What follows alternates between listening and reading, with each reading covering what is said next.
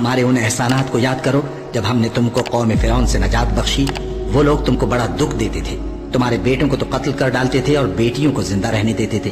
اور اس میں تمہارے پروردگار کی طرف سے بڑی سخت آزمائش تھی۔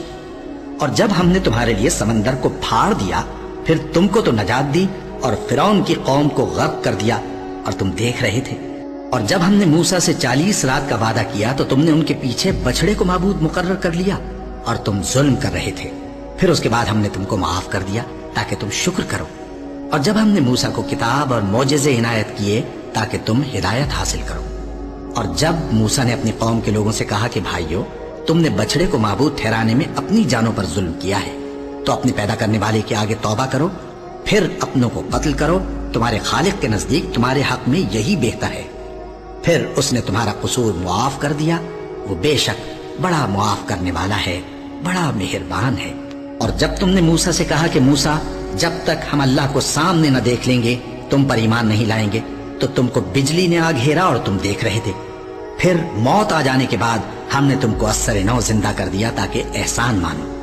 اور ہم نے بادل کا تم پر سایہ کیے رکھا اور تمہارے لیے من و سلوہ اتارتے رہے کہ جو پاکیزہ چیزیں ہم نے تم کو عطا فرمائی ہیں ان کو کھاؤ پیو، مگر تمہارے بزرگوں نے ان نعمتوں کی کچھ قدر نہ جانی، اور وہ ہمارا کچھ نہیں بگاڑتے تھے بلکہ اپنا ہی نقصان کرتے تھے۔ اور جب ہم نے ان سے کہا کہ اس گاؤں میں داخل ہو جاؤ اور اس میں جہاں سے چاہو خوب کھاؤ پیو، اور دیکھنا دروازے میں داخل ہونا سجدہ کرتے ہوئے اور حطوۃ کہنا، ہم تمہارے گناہ معاف کر دیں گے اور نیکی کرنے والوں کو اور زیادہ دیں گے، تو جو ظالم تھے انہوں نے اس لفظ کو جس کا ان کو حکم دیا تھا بدل کر اس کی جگہ اور لفظ کہنا شروع کیا، بس ہم نے ان ظالموں پر آسمان سے عذاب نازل کیا کیونکہ نافرمانیاں کیے جاتے تھے۔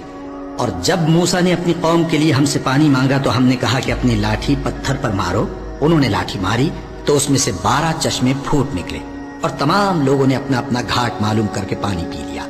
ہم نے حکم دیا کہ اللہ کی عطا فرمائی ہوئی روزی کھاؤ اور پیو، اور زمین میں فساد نہ کرتے پھرنا،